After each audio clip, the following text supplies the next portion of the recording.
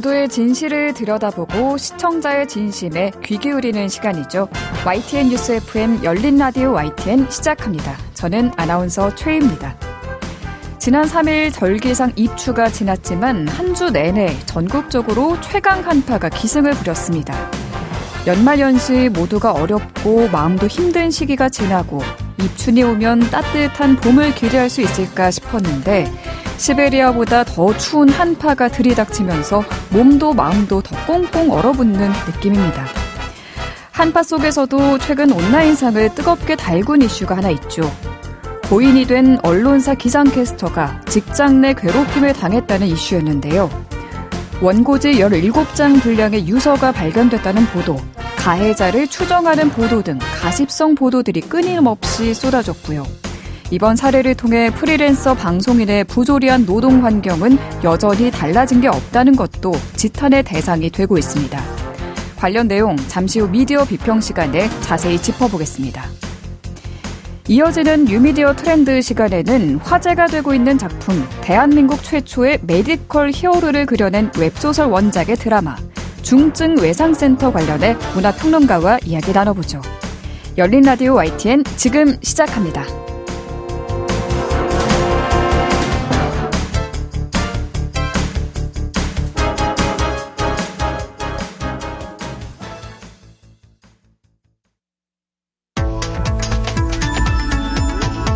미디어가 전하는 이슈에 대한 다양한 분석과 팩트체크까지 바로 보고 뒤집어보고 꼭꼭 씹어보기 위한 미디어 비평 프로그램 열린 라디오 YTN. 한 주간 뉴스를 꼭꼭 씹어보는 시간 미디어 비평입니다. 오늘은 김원경 뭉클미디어 인권연구소장과 전화 연결돼 있습니다.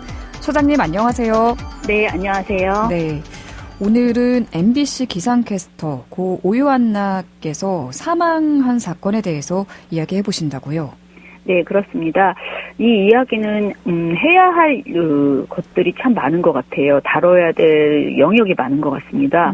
고 오유한나 씨는 96년생 청년입니다. 아이돌 연습생 출신으로 2021년에 MBC 공채 기상캐스터로 뽑혔고 TVN의 유퀴즈 온 더 블럭에 출연해서 알려지기도 했습니다. 그는 작년 9월 15일에 사망했지만 그의 사망 소식은 12월 10일에나 밝혀졌고요. 당시에는 사망 원인도 밝혀지지 않았습니다. 예. 그런데 올 1월 27일에 오 요한나 직장 내 괴롭힘 피해 호소 담긴 유서 나와라는 제목의 보도가 매일신문을 통해서 나오면서 그의 사인이 처음으로 드러났습니다. 예. 저는 오늘 몇 가지 이야기를 나눠서 해보려고 하는데요. 먼저 자살 예방 보도 준칙 4.0에 비춰서 볼 때 고 오 요한나 사망 보도가 적절했는가에 대해서 간단하게 짚어보려고 합니다. 그리고 이어서 오 요한나 씨 사망 사건 진상조사가 진행되고 있는 상황이기는 하지만요. 방송사의 비정규직 노동인권 환경에 대한 문제를 정리해보려고 합니다.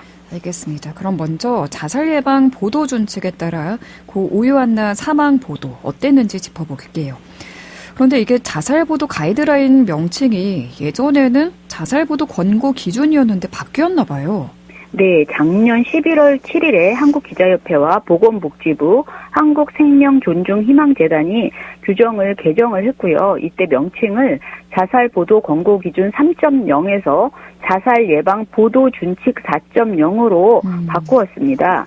보도준칙이라고 이렇게 명칭을 바꾼 건데요. 네. 그만큼 더 분명하게 지켜달라라는 힘을 실은 것으로 보입니다. 네. 이번 준칙의 가장 큰 특징은 이전에는 기성 언론사에게만 적용을 요구했던 것에 비해서 이번에는 유튜브나 SNS, 블로그 등 1인 미디어에게까지 준칙 적용 대상을 넓혀서 반드시 지켜주시기를 강조하고 있다는 것입니다. 또한 이전에는 굉장히 완곡한 표현을 사용했던 것을요. 좀 강경하달까요? 아주 분명한 표현으로 이것은 꼭 지켜달라 이렇게 표현이 수정된 측면이 있더라고요. 네. 예를 들어보면은요.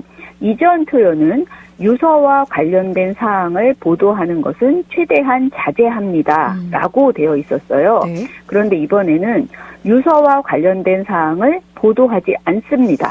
이렇게 단호한 표현으로 바꾸었습니다. 이전 권고 기준에는 자살과 관련한 사진이나 동영상은 모방 자살을 부추길 수 있으므로 유의해서 사용합니다라고 표현되어 있던 부분이 있었는데요. 이번에 개정되면서 자살 장소, 방법, 도구 등에 관련한 사진이나 영상 또는 자살을 암시하는 자료 등은 사용하지 않습니다. 이렇게 바뀌었습니다. 예. 제가 지금 설명한 것을 들어보시면 눈치채시겠지만요. 유서와 관련된 사항은 최대한 자제한다. 자살 장소나 방법, 도구 등에 관련된 사진이나 영상 또는 자살을 암시하는 자료는 유의해서 사용한다. 이렇게 이전에는 조금 애매하게 여유를 둔 것에 대해 그러니까 유의해라, 자제하라 이렇게 말했던 것을 이번에는 그냥 단호하게 보도하지 않는다, 사용하지 않는다 이렇게 바꾼 것이거든요. 이러한 가이드라인의 표현은 그냥 대충 만드는 것이 아니라 언론인, 경찰, 법률, 미디어, 사회복지 분야의 전문가들과 특히 정신건강의학과 전문의 등이 함께 모여서 초안을 만드는 것이고요. 공청회를 통해서 다양한 의견을 반영해서 확정한 것이거든요. 그런데 이곳에서 이렇게 단호한 표현을 넣었다는 것은 그만큼 유서나 자살 장소, 방법, 도구, 그리고 자살 사진, 영상, 자살을 암시하는 자료를 보도하는 것이 위험하다고 합의가 된 것이다. 이런 생각이 들었습니다. 네. 고 오요한나 씨 경우에는 사망 당시에는 사인이 밝혀지지 않았고 이번에 유서가 보도가 되면서 일파만파 뉴스의 중심이 됐거든요. 네. 그렇다면은 이번 보도들 대부분이 유서가 언급되고 있다고 보이는데 어떻게 보셨어요? 우선 제가 한국언론진흥재단의 뉴스 빅데이터 분석 서비스인 비카인지에서 2025년 1월 27일 이때가 이제 첫 보도가 나왔으니까요. 이때부터 2월 6일까지 오 요한나라는 검색어를 넣어서 보도를 찾아보면요. 682건의 보도가 나오더라고요. 그중에서 유서라는 단어가 포함된 기사는 492건이 나왔습니다. 물론 유서라는 단어가 기사에 포함되었다고 해서 모두 유서 내용이 자세히 담겨 있지는 않습니다. 저희도 오늘 지금 유서라는 단어를 계속 사용하니까요. 네. 그러나 제목에까지 유서라는 단어가 포함된 보도가 18건이 있었습니다. 유서라는 단어가 제목에 많이 부각된 날은 아무래도 첫 보도인 27일에서 28일 보도들이었어요. 매일 신문이 3건이고요. 헤럴드 정제가 2건, 그리고 한 건씩 보도한 언론사가 YTN, 국민일보, 데일리안, 머니투데이, 브레이크뉴스, 세계일보, 스포츠월드, 스포츠한국, 중앙일보, 파이낸셜 뉴스 이렇습니다. 제목 내용을 보면 대부분 비슷비슷합니다. 네. 그리고 보도 내용도 거의 대부분이 매일신문이 처음 내놓았던 유서의 내용을 거의 그대로 전하고 있습니다. 그리고 이후에 나오는 보도들은 차이점이 있다면 MBC 입장을 추가로 취재해서 전하는 정도가 있을 뿐입니다. 한마디로 고 오 요한나 씨의 유서를 강조해 보도했다는 것은 분명한 사실이기는 합니다. 그러니까 유서가 대부분 언급되고 있더라라는 것은 사실이죠. 이 점은 저는 분명히 유감이었다라고는 생각합니다. 그럼 소장님께서는 이런 언론 보도들이 자살 예방 보도 준칙을 위반했다고 보시나요? 저는 최소한 675건 중 이 모두가 문제라고는 생각하지 않지만요. 최소한 제목에 유서라는 단어를 이렇게 넣고 유서의 내용을 매우 상세하게 보도했던 1월 27일부터 28일까지의 보도들은 준칙을 위배했다라는 생각이 들었습니다. 그런데요. 그러면 직장 내 괴롭힘으로 고통을 호소하다가 사망하셨는데 그걸 보도하지 말라는 것이냐. 이렇게 오히려 저에게 반론을 제기하시는 분들이 분명히 있을 겁니다. 저는 먼저 이 이야기를 하고 싶은데요. 자살 예방 보도 준칙의 기준으로만 놓고 보자면은 모든 자살 사건을 보도하지 않는 것이 자살 예방에 도움이 되는 것은 사실입니다. 자살이 부각된 보도는 또 다른 자살을 유발할 수 있으므로 자살 사건을 가급적 다루지 않는 것이 좋다는 것이 이 자살 예방 보도 준칙의 기본 취지입니다.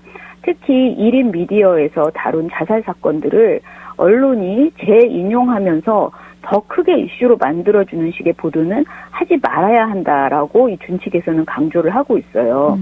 하지만 그 어떠한 누군가의 자살이 우리 사회에서 반드시 개선되어야 할 사회적 모순이나 제도적 문제를 담고 있는 경우, 예를 들어서 예전에 쌍용차 해고 노동자의 연이은 자살이 있었잖아요. 또 전세 사기 피해로 인한 자살도 굉장히 많이 있었잖아요. 네. 또 송파 세무녀 사건, 그리고 제가 이 방송에서도 말씀드린 적이 있는데 CJB 청주방송의 고 이재학 PD의 사망 같은 경우가 있었어요. 네. 이런 경우까지 모두 자살 사건이었습니다. 그런데 이런 것을 언론이 보도하지 말아야 한다, 덮어야 한다, 이런 의미는 절대 아닙니다. 실제로 저는 이 방송에서 청주방송 고 이재학 PD의 죽음을 언론들이 너무 보도하지 않았다고 비판까지 한 적이 있습니다. 왜 방송사 비정규직 노동자들의 현실을 비판하고 그 개선을 촉구할 수 있는 단초가 되는 사건이 벌어졌는데 언론이 이 사건을 보도하지 않느냐, 너무 외면하고 있는 것 아니냐, 이건 은폐 아니냐, 제가 이렇게 지적한 적도 있었거든요. 예. 따라서 자살 사건이면 무조건 보도하지 말아야 된다, 이렇게 기계적인 논리를 적용하는 것은 현실적으로 불가능하다라고 생각합니다. 그리고 그렇게 해서도 안 된다고 봐요. 다만 이런 억울한 죽음을 보도할 때 매우 유의해야 하는 점이 있다는 겁니다. 그것은 자살이 합리화되는 방식으로 보도가 되지 않도록 유의해야 된다는 것입니다. 예. 거듭 강조드리는데요. 제가 내로남불식으로 이 죽음을 정치적으로 자신에게 유리한 경우, 불리한 경우에 따라서 왔다 갔다 하자는 게 아닙니다. 고인이 어떤 분이든 간에 원칙적으로 자살이 억울함을 해소하는 방법이 될 수 있다라는 논리는 전달되지 않도록 보도에서 매우 유의해야 한다라는 것이고요. 네. 어쩔 수 없었을 것이다, 얼마나 억울했으면 그랬겠냐, 이런 식으로 자살을 합리화하는 표현도 자살을 정당화하거나 합리화시켜주는 것이 될 수 있기 때문에 사용하지 말자라는 말씀을 드리는 것입니다. 예. 자살 예방 보도 준칙에는 이렇게 표현이 되어 있습니다. 정확한 워딩을 그대로 읽어드리면요. 사회적 문제 제기 등을 위해 부득이하게 사망의 원인을 밝혀야 한다면 수사기관에서 사망 원인이 자살로 확정된 것에 한하여 본문에 자살을 그대로 사용합니다. 자살 보도를 통해 사회적 모순이나 제도적 문제를 제기할 때에도 자살의 구체적인 내용을 언급하는 것을 피하고 건설적인 해결 방법을 제시합니다. 이렇게 써 있습니다. 제가 이런 준칙을 얘기할 때 늘 참 조심스럽게 말씀드리는데요. 정말 언론인 당사자에게는 너무 어려운 과제를 드리는 것이긴 합니다. 그런데 그 죽음에, 누군가의 죽음에 집중하고 그 유서를 조목조목 파헤쳐서 누군가를 공격하는 것에 집중하기보다는 그 죽음 이면에 깔려있는 현실, 제도적 문제, 이런 것을 해결하는 것에 집중하려고 노력해 주셨으면 좋겠다라는 말씀을 드립니다. 네, 그 이면에 깔린 현실, 제도적 문제 제기 관련 기사보다는 사실 지금 나오고 있는 기사들을 쭉 보면 고 오요한나 씨의 직장 내 괴롭힘의 가해자는 누구누구다, 이런 식으로 특정을 짓는, 특정되는 사람들이 생기면서 그들을 향한 언론 보도가 계속 나오고 있거든요. 네, 그런 보도도 저는 문제가 있어 보입니다. MBC의 한 기상캐스터의 실명이 들어간 보도가 61건이나 있었습니다. 저는 오늘 그분의 실명을 말하지 않으려고 하는데요. 사실 그냥 굉장히 그분 실명이 많이 들어가 있는 보도가 있습니다. 이 고 오 요한나 씨의 유족이 31일에 JTBC 사건 반장을 통해서 기상캐스터 4명이 모인 단톡방에서 고인을 괴롭혔다라는 내용을 공개를 했습니다. 그러나 유족은 괴롭힌 내용만을 공개했을 뿐 그 기상캐스터의 실명을 공개한 것은 아니었습니다. 서울중앙지방법원에 직장 내 괴롭힘 가해자로 지목된 2명을 상대로 민사소송도 유족이 제기를 했어요. 이런 상황에서 유튜브 가로세로 연구소가 가해자로 지목된 동료 기상캐스터들의 실명을 공개를 했어요. 이후부터 그들을 향한 비판이 이어졌던 것인데요. 그중에 한 기상캐스터는 특히 집중적으로 부각이 되었습니다. 그리고 그 실명으로 그 비카인지에서 검색을 해보면 109건의 보도가 나옵니다. 그가 출연하던 방송 프로그램에 대해서 하차 요구가 빗발친다, 하차 검토 중이다, 그리고 그 방송사에서 하차 요구를 검토하고 있다. 그리고 자진 하차했다. 등의 보도가 계속 이어져서 나오더라고요.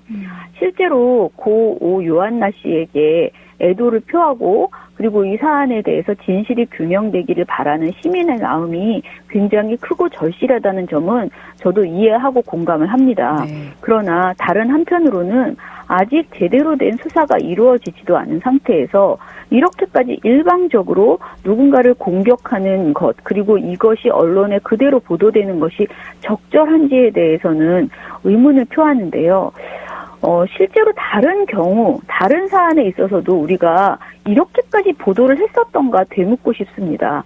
다른 사안에 있어서는 언제나 지나칠 정도로 기계적 중립을 지켜오던 언론이 왜 이 또 다른 기상캐스터에 대해서는 마치 어떤 법적 선고가, 대법원 선고가 나온 것 같은 기분이 들 정도로 이렇게 단호한 보도를 내고 있는가, 이런 생각이 들고요. 이런 언론 보도가 정의구현인가, 이런 보도를 보면서 이제 요한나 씨의 원인이 풀렸나, 이렇게 되면 다 끝난 건가, 이런 생각이 막 들더라고요. 저는 이것 또한 또 다른 폭력이 아닐까, 우리 모두에게 좀 되묻고 싶다라는 생각도 들었습니다. 네, 고 요한나 씨의 사망 보도가 적절한지 짚어봤고요. 네. 그럼 이제 방송계 비정규직 노동자와 관련된 이야기를 해주실까요? 네, 최근 고 요한나 씨 사망을 둘러싸고 MBC 측이 애초에 직장 내 괴롭힘에 대해서 제대로 대응을 하지 못했던 것 아니냐라는 지적이 있고요. 특히 관련 보도가 나왔던 그 초기에 MBC가 적극적으로 제대로 대응하지 못한 것 아니냐라는 지적이 있었습니다. 게다가 MBC가 내놓은 입장문에 대한 비판이 많았는데요. MBC는 초기 입장문에서 마치 무슨 기회라도 잡은 듯 이 문제를 MBC 흔들기 차원에서 접근하는 세력들의 준동에 대해서도 우려를 표한다, 이런 표현을 했거든요. 물론 실제로 이렇게 보이는 유튜브 방송들이, 그 유튜브의 콘텐츠들이 없었던 것은 아닙니다. 하지만 그것이 이번 사안의 핵심은 아니거든요. 중요한 것은 이 사건에서 MBC가 해야 할 일은 무엇이며 그것을 어떻게 해야 하는지에 대해서 MBC가 제대로 고민하고 그것을 실천했는가였습니다.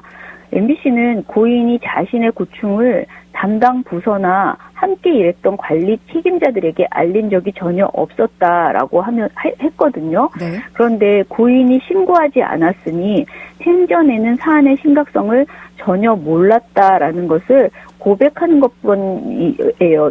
이 답변은요. 사안이 이처럼 심각하게 일파만파 커진 상황에서도 유족이 요청하면 진상조사에 착수하겠다라는 입장을 내놓은 것도 사실은 좀 실망스럽습니다. 네. 유족이 요청하지 않아도 진상조사는 당연히 해야 되는 것이기 때문입니다. 네. 다시 한번 고 요한나 씨 고인의 명복을 빌고요. 우리가 오늘 나눈 이야기들이 흐지부지 되지 않도록 방송사 비정규직 노동자들의 제도 개선이 꼭 이루어질 수 있기를 바랍니다. 오늘 말씀 여기까지 듣겠습니다. 감사합니다. 감사합니다. 네, 지금까지 뭉클미디어 인권연구소장 김원경 소장과 함께했습니다. 진실을 전합니다. 진심을 다합니다.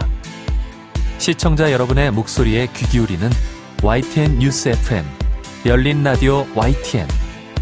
토요일 저녁 8시 20분과 일요일 밤 11시 20분에 방송됩니다.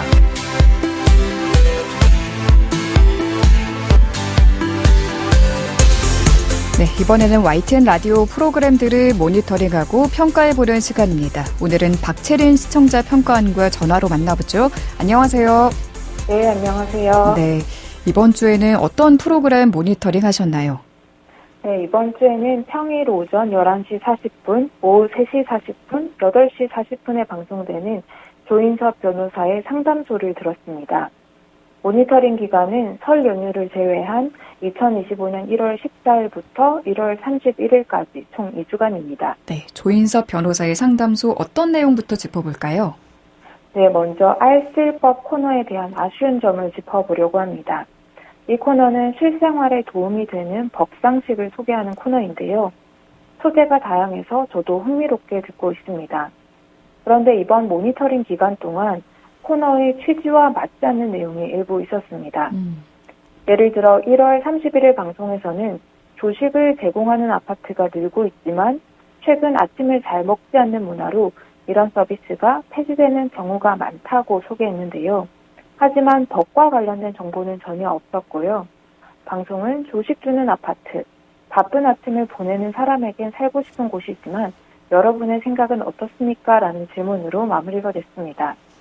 법적 쟁점이 없는 소재여서 다소 뜬금없다는 느낌을 받았습니다. 네. 또한 1월 23일 방송에서는 영국이 전자여행 허가 제도를 확대한다는 소식을 전했는데요.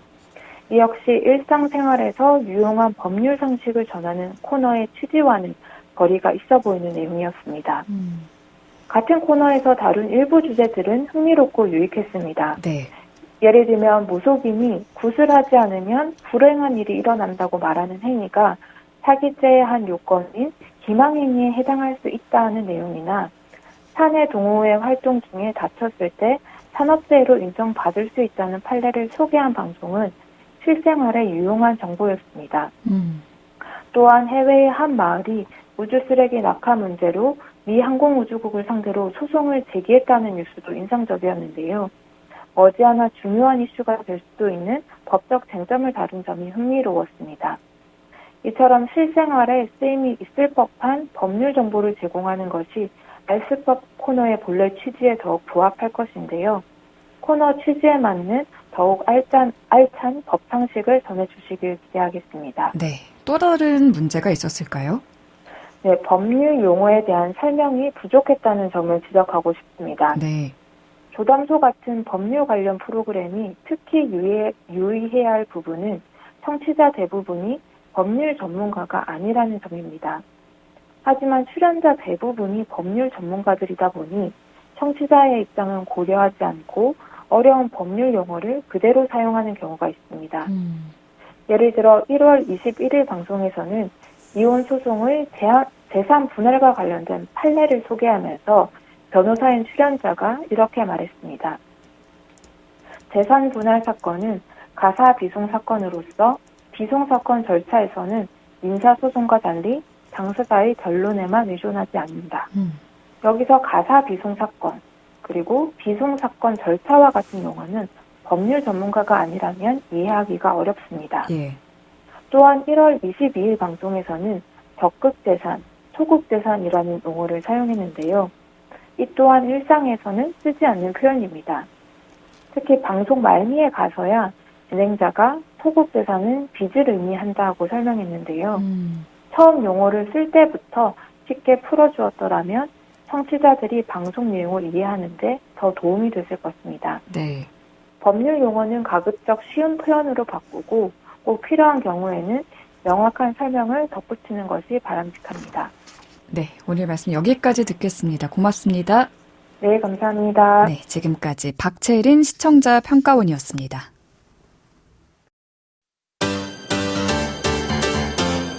열린 라디오 YTN에서는 시청자 여러분의 목소리를 듣습니다. 참여 신청과 의견은 유료 문자 샵 0945, 우물정 0945나 YTN 라디오 프로그램 열린 라디오 YTN 게시판을 통해 남겨주세요.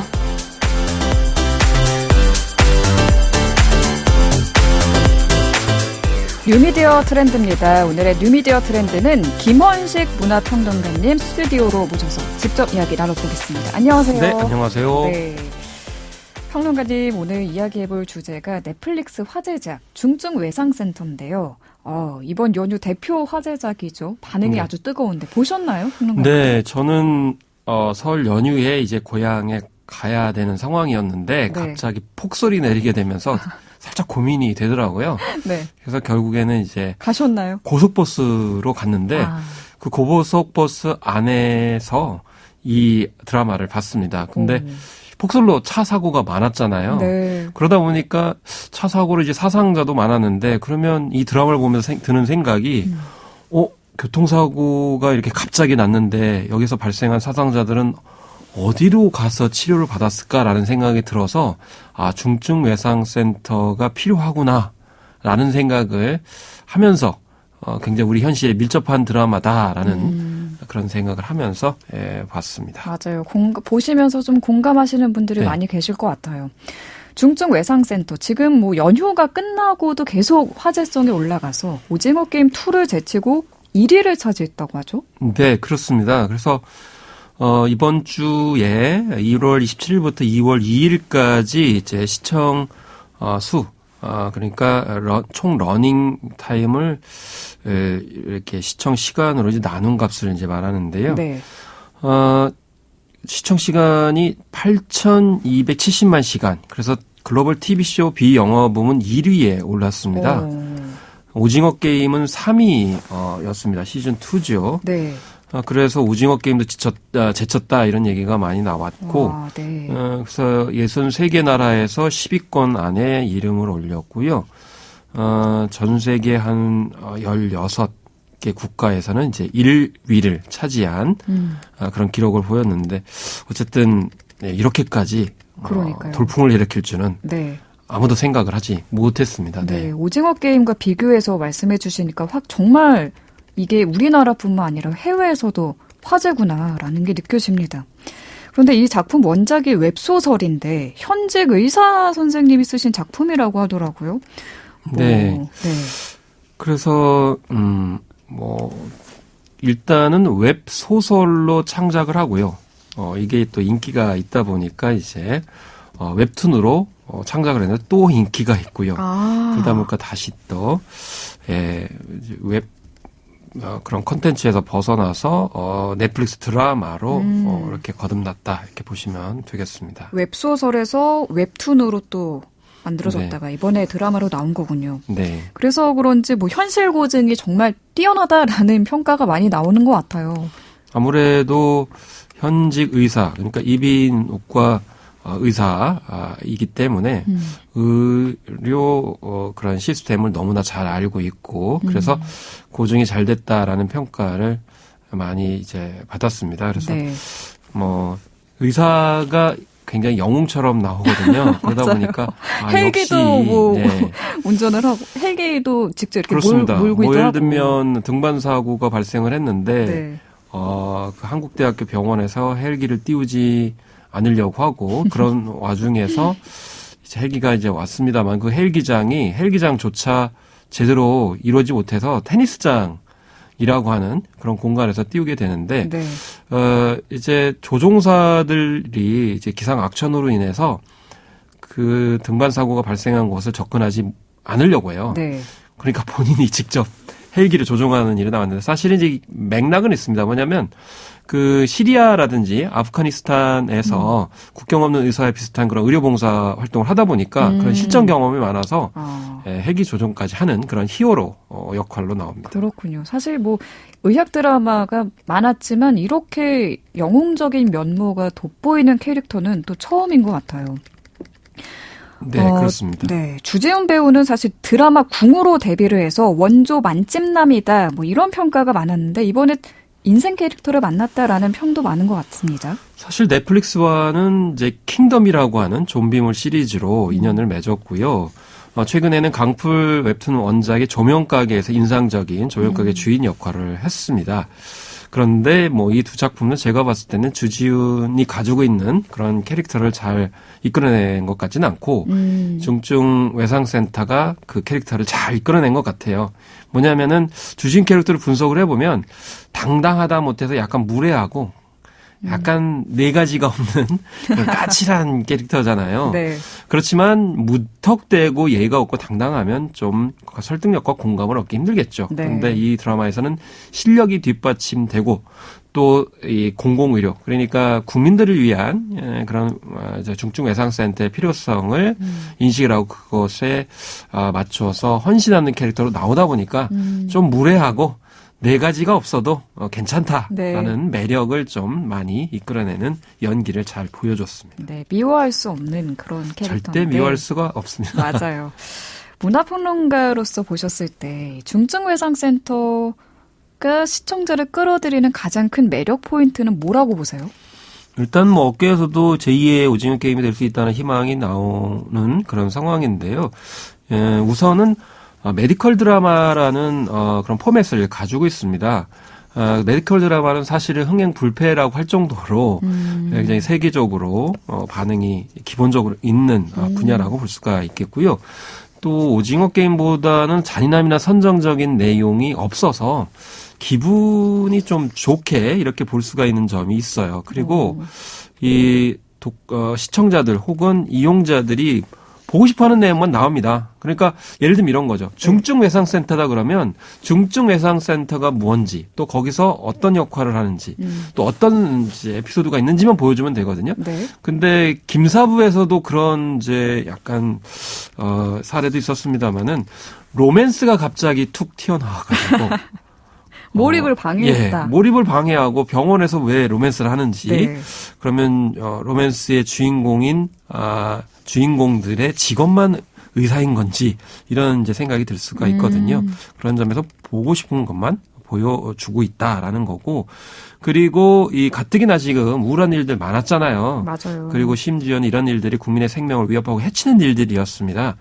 이런 현실 속에서 뭔가 국민을 위한 누군가가 국민이 원하는 것들을 해주는 그런 모습을 보고 싶다라는 점을 좀 이제 많이 채워준 게 아닌가라는 생각이 들고요. 네. 또 신년 신초잖아요. 그러니까 중요한 거는 이때는 좀 기분 좋고 희망적인 얘기를 웃음과 유머, 재치로 아무리 심각한 내용이라 하더라도 아무리 사적 주제라 하더라도 재밌게 보여준다고 하면 이렇게 중증외상센터처럼 보지 않을까 하는 생각이 들고 한편으로 이 우리나라 드라마들이 요즘에 1시간 20분 이렇게 넘어가거든요. 근데 이 작품은 컴팩트하게 알짜로 속도감 있게 보여주려고 47분 혹은 55분 정도로 이렇게 압축적으로 보여주기 때문에 쉽게 이해하면서 잘 볼 수가 있습니다. 네.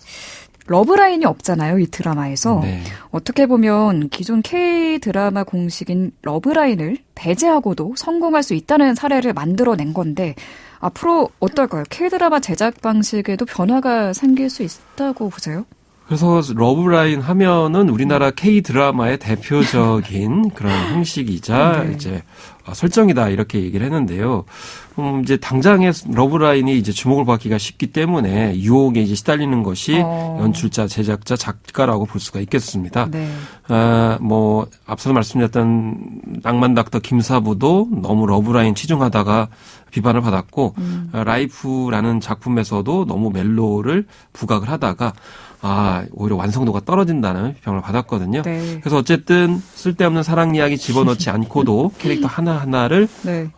이렇게 잘 살리고 또 시청자들, 이용자들이 보고 싶은 내용만 알차게 보여주게 되면 충분히 성공할 수 있다라는 점 생각할 수 있었고 사실은 우리가 이상한 변호사 우영우 때도 이렇게 러브라인 일부러 하지 않아도 인기가 있었어요. 그렇기 그러네요. 때문에 네. 이제는 완전히 자리를 잡았다라는 생각이 들고 일단 모범적인 사례가 나왔으니까 아도르노의 이제 유사개발화 현상처럼 이제 비슷한 이렇게 러브라인 없는 직업 분야의 작품이 나오지 않을까 싶습니다. 네, 중증외상센터 원작자가 시즌2와 3를 이미 상정하고 만든 드라마라고 직접 밝혔는데 벌써부터 기대가 됩니다. 네. 오늘 말씀 여기까지 듣겠습니다. 감사합니다. 네, 감사합니다. 네, 지금까지 김헌식 문화평론가였습니다. 열린 라디오 YTN 오늘 순서 이제 마무리할 시간입니다. 저희 프로그램은 YTN 라디오 홈페이지와 YTN 라디오 앱, 또 유튜브와 팟빵을 통해서도 다시 들으실 수 있습니다. 오늘 끝곡은 비욘세의 할로 준비했고요. 저는 다음 주 이 시간에 다시 돌아오겠습니다. 아나운서 최유였습니다. 고맙습니다.